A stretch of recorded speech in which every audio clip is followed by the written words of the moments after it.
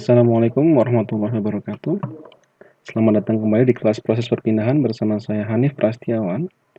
Dan mungkin pada materi sebelumnya saudara sudah pernah mempelajari fenomena perpindahan panas molekuler pada satu dimensi. Nah, pada materi kali ini saudara akan mempelajari persamaan perpindahan pada heat transport. Jadi untuk persamaan heat transportnya bisa digunakan untuk meninjau pengaruhnya ya terhadap berbagai sumbu koordinat. Jadi pada materi yang sebelumnya saudara sudah mengetahui ya fluks perpindahan panas untuk konduksi ya yang ke arah X itu biasa dinyatakan dengan Qx sama dengan minus K delta T per dx ya.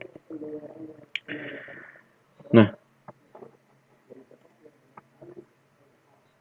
jadi untuk fenomena perpindahan ini ya, fenomena perpindahan panas ini, saudara akan bisa mendapatkan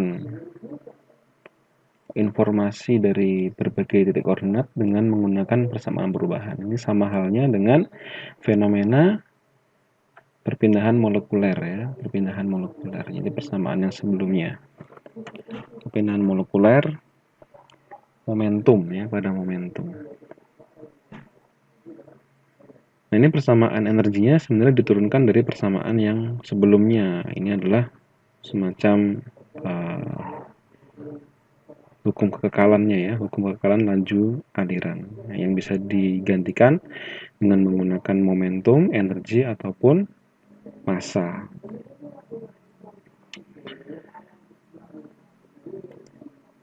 Ya, ini adalah rumusnya fluks perpindahan panas secara konduksi ya, Q sama dengan minus K.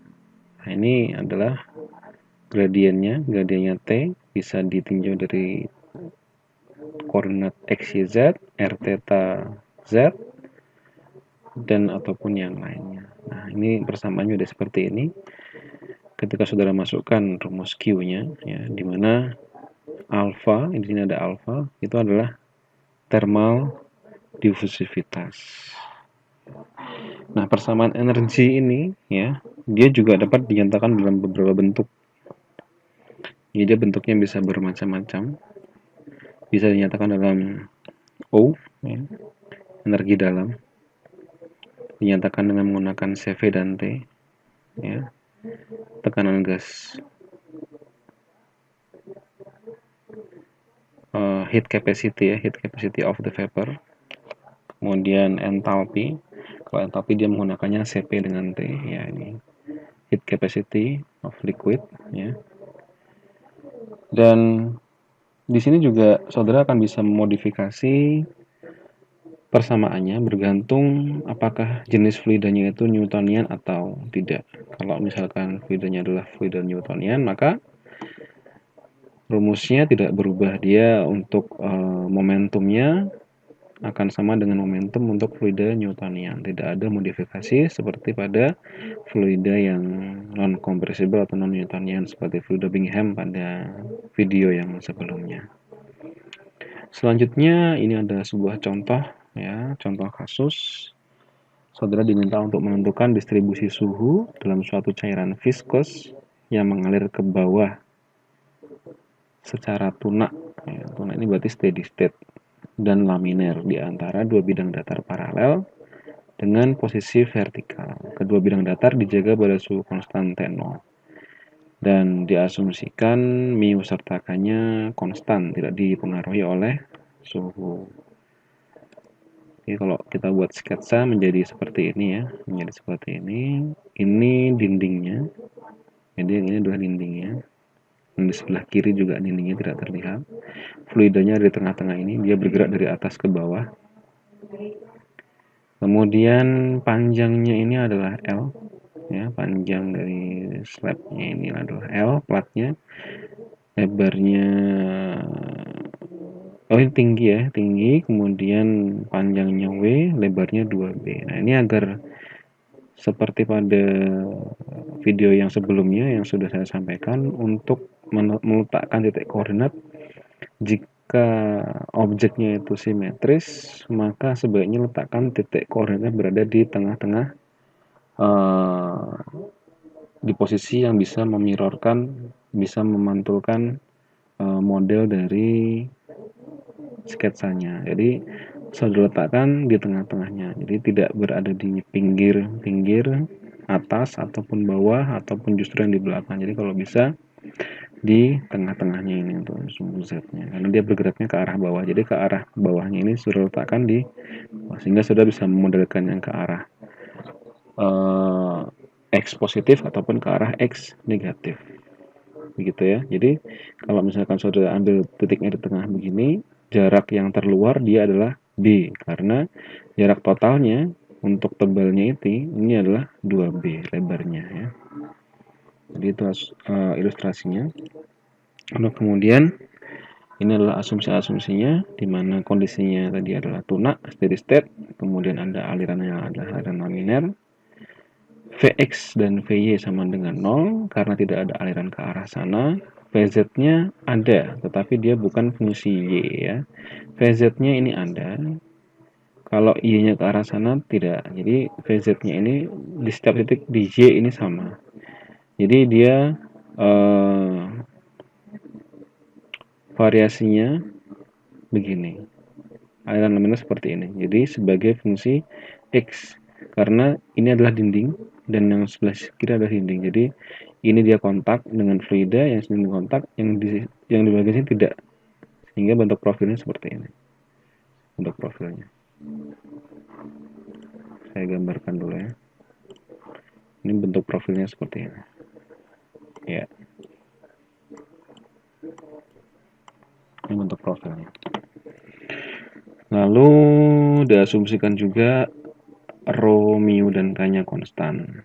Tidak ada slip pada dinding dan efek ujung diabaikan. Yang pertama, sudah masukkan persamaan kontinuitasnya. Persamaan kontinuitas di sini d rho per dt tidak ada karena dia steady state ya. Kemudian di sini Vx-nya sama dengan 0. Ini dicoret juga karena V-nya 0 dan ini Vz-nya ada tapi dia bukan fungsi Z ya. Vz-nya ada tapi dia bukan fungsi Z. Jadi ini juga 0, tidak ada. Sehingga untuk persamaan kontinuitas dia 0, tidak ada yang digunakan. Kemudian untuk equation of motion, saudara seperti pada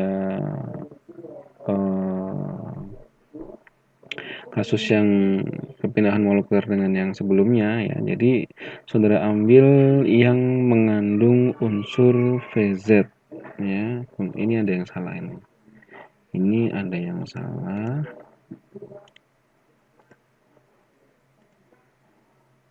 Ini harusnya adalah Vz, bukan Vx, karena yang kita ambil adalah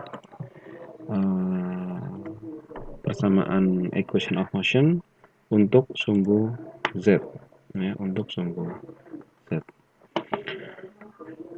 Oke, kalau sudah silakan dieliminasi sesuai dengan asumsinya. Ini dicoret karena dia adalah steady state. Ini dicoret karena Vx-nya sama dengan 0. Ini dicoret karena V-nya 0. Yang ini dicoret karena Vz-nya bukan fungsi Z. Ya. Vz-nya ini ada tapi di sini Vz-nya bukan merupakan fungsi Z. Kemudian di sini ada perbedaan tekanan dan pengaruh gravitasi, tidak bisa dieliminasi karena emang untuk case ini tadi dianggap dia berpengaruh pada turunnya fluida dari atas ke bawah. Kemudian ini juga bisa dihilangkan karena Vz-nya bukan merupakan fungsi Y, ini juga dihilangkan, Vz-nya bukan merupakan fungsi Z. Lalu kalau sudah bisa ditulis ulang persamaannya menjadi seperti ini. Untuk faktor dari hidrostatiknya ya, ini bisa dikumpulkan menjadi satu ya. Kemudian dipindah ke ruas yang satunya. Sehingga dapatkan persamaan mu do kuadrat Vz per do X sama dengan P besar L minus P0 bagi dengan L ya. Jadi tekanan hidrostatiknya disederhanakan ya, dari P minus rho Gz dirubah menjadi P PL per minus P0, di mana PL adalah tekanan di atas dan P0 adalah tekanan di bawah. Kalau sudah, bisa diintegrasikan persamaan satunya sehingga diperoleh persamaan seperti ini. Jadi do-nya, derivatif fungsinya dirubah menjadi persamaan diferensial. Jadi kuadrat, mu-nya dipindah ke ruas kanan, kemudian diintegralkan menjadi dvz per dx ya, per dx ini. Ini tidak ada harusnya. dvz per dx sama dengan pl minus p0 per mu l dikalikan x plus c1. Ini hasil integrasi yang pertama. Dengan memasukkan boundary condition 1 ya. Jadi boundary condition 1 ini pada saat x-nya sama dengan 0. Pada saat x-nya dengan 0 berarti artinya ada di titik tengah-tengah. Di titik tengah-tengah antar dua plat. Nah, di sini adalah Vz maksimum ya. Sehingga ini bisa diasumsikan pada tengah-tengah itu dvz per dx-nya sama dengan 0 karena di kondisinya adalah kondisi Vz maksimum. Nah, dengan memasukkan persamaan boundary condition ke persamaan 2 ya, bisa didapatkan Vz C1-nya sama dengan 0 ya. Jadi didapatkan C1-nya sama dengan 0 kalau sudah masukkan boundary condition yang pertama. Sehingga persamaan keduanya C1-nya sudah hilang ya. Jadi hanya tinggal dvz per dx sama dengan PL minus P0 per mu L dikalikan dengan X-nya.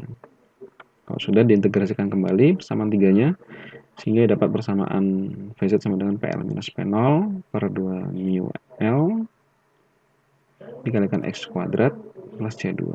Boundary condition yang kedua, pada X sama dengan B, Vz sama dengan 0. Ini karena tidak ada slip pada dinding ya, no slip condition. Tidak ada gaya gesek antara fluida dengan dindingnya, sehingga pada X sama dengan B atau pada dinding terluar itu Vz sama dengan 0. Nah, dengan masukkan boundary condition 2 ke persamaan 4, saudara akan mendapatkan persamaan ini ya. Jadi Vz-nya sama dengan 0, C2-nya tinggal dipindah ke ruas yang sebelah kiri. Didapatkan C2-nya adalah minus PL minus P0 per 2 mu L dikalikan B kuadrat. Ini tinggal disederhanakan lagi ya, tinggal dimasukkan, ini dimasukkan terlebih dahulu untuk C2-nya, dimasukkan ke persamaan 4, lalu kemudian hanya sekedar disederhanakan, penyederhanaan menjadi seperti ini.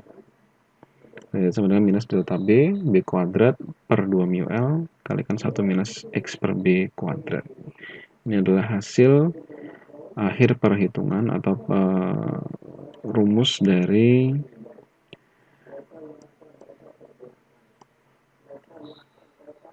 Vz sebagai fungsi X ya, Vz sebagai fungsi X. Nah, ini adalah Vz-nya. Jadi kalau misalkan saudara hitung tadi ya, dvz per dx-nya, dia nilainya adalah yang ini, minus delta P kali B kuadrat per 2 mu L. Ini adalah dvz per dx, dvz per dx. Jadi kalau nilai Vz-nya ini saudara turunkan terhadap X, maka saudara akan mendapatkan minus delta B per B kuadrat per 2 mu L. Ini bisa dimasukkan, bisa diganti menjadi Vz max ya. Jadi Vz max. Kemudian dengan mengintegralkan persamaan 7 ya, jadi persamaan 7 ini kalau diintegralkan menjadi Vz max dikalikan 2x per B kuadrat. Ini baru persamaan dari momentumnya atau dari konveksinya ya, dengan ada konveksinya. Lalu baru saudara buat persamaan energinya. Persamaan energinya ini adalah persamaan dari bisa diambil dari indeks di literatur, bisa di Barryboard, bisa dari Ginkgo Polis. Jadi pastikan ini ada DOT-nya, ya, ada DOT-nya, lalu kemudian semua variabel dari kecepatan ada semua, X, Y dengan Z, ya. Jangan sampai salah mengambil persamaan perubahan untuk yang energi dengan koordinat yang lain. Jadi pastikan saudara mengambil persamaan energi untuk koordinat yang siku. Nah, ini sudah saya kopikan persamaannya, silahkan dieliminasi persamaannya, sehingga nanti eliminasinya juga harus memberikan alasan kenapa itu dieliminasi, sehingga nanti bisa diperoleh persamaan akhirnya adalah 0 sama dengan K do kuadrat T per do X kuadrat plus mu do Vz per do X kuadrat. Nah, ini adalah persamaan energinya. Nah, dari persamaan 8 dan 9, ya, kalau misalkan do Vz per do X itu diganti dengan hasil Vz max, ya, jadi seperti ini. Sehingga saudara sudah bisa mengintegralkan kembali untuk mendapatkan suhu sebagai fungsi X. Ya, ini adalah integrasi yang pertama, hasil integrasi yang pertama. Kemudian ini adalah hasil integrasi yang kedua, jadi tinggal diintegralkan saja, tinggal dimasukkan boundary conditionnya.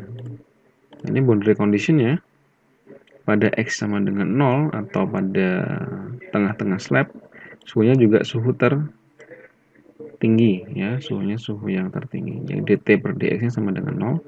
Kemudian pada boundary condition yang kedua, pada X sama dengan B, T-nya sama dengan T0. Pada X sama dengan B, yaitu pada reading yang terkeluar, T-nya sama dengan T0. Karena suhu yang dijaga tadi,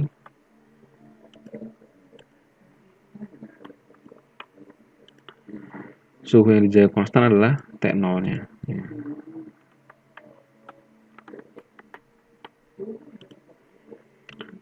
Ini tinggal dimasukkan persamaan boundary condition yang pertama, ya. Boundary condition yang pertama tinggal dimasukkan saja. X-nya jadi 0, dt per dx-nya menjadi 0 juga. Sehingga C3-nya didapatkan 0. Persamaan 12-nya jadi seperti ini. Kemudian masukkan persamaan boundary condition yang kedua ke persamaan 12. Jadi suhunya menjadi T0. Kemudian X-nya disubstitusi dengan B. Sehingga C4-nya bisa diperoleh T0 plus mu Vz max kuadrat per 3K. B-nya saling menghilangkan, ya. B-nya saling menghilangkan. Sehingga persamaan 13-nya, ya, persamaan yang tadi masih mengandung C3 dan C4 bisa diganti C4-nya, ya, persamaan C4-nya bisa diganti menjadi mu Vz max kuadrat dibagi 3K B4 P4 kalikan X pangkat 4 plus T0 plus mu Vz max kuadrat per 3K. Ini hanya penyederhanaannya saja. Ini hanya penyederhanaannya saja. Jadi yang variabel yang sama dikeluarkan dikalikan 1 minus X pangkat 4 per B pangkat 4. Nah, ini adalah untuk kasus pertama, yaitu distribusi suhu pada suatu cairan yang mengalir di antara dua bidang datar paralel. Untuk di video selanjutnya nanti ada contoh yang kedua mengenai perpindahan panas juga, tapi bentuknya dia adalah silinder. Sekian untuk yang video kali ini. Terima kasih. Assalamualaikum warahmatullahi wabarakatuh.